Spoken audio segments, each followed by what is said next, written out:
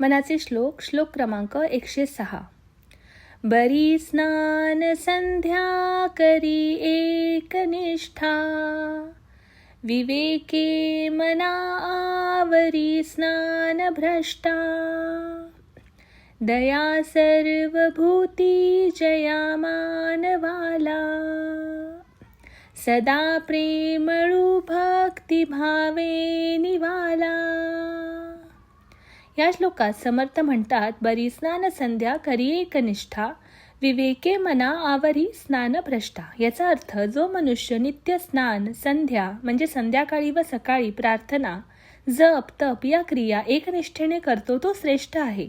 पण त्या कृतीत केवळ बाह्य स्वरूपात न राहता त्यात भक्तिभाव आणि मनशुद्धी असली पाहिजे. एकनिष्ठा म्हणजे मन, वाणी आणि कृती यात एकसंध श्रद्धा ठेवणे. हे मना, विवेकाने स्वतःला सावर, कारण जो विवेक हरवतो तो आपले स्थान म्हणजेच मानवी श्रेष्ठत्व आणि नैतिक स्थान गमावतो. दया सर्वभूती जया मानवाला, सदा प्रेमळू भक्ती भावे निवाला. याचा अर्थ, जो मानव सर्व सजीवांबद्दल दया, करुणा आणि सहानुभूती बाळगतो तोच खरा मानव आहे. देवाची उपासना करणं तेवढं मोठं नाही जितकं सर्व भूतांवर प्रेम करणं आणि दया दाखवणं मोठं आहे. जो सदैव प्रेमळ, सौम्य आणि भक्तिभावाने परिपूर्ण असतो तोच खऱ्या अर्थाने देवप्रिय होतो. त्याचं आचरण, वर्तन आणि बोलणं सर्वात भक्तीची ओल दिसते. अशा व्यक्तीला ईश्वर कृपा सहज लाभते. धन्यवाद.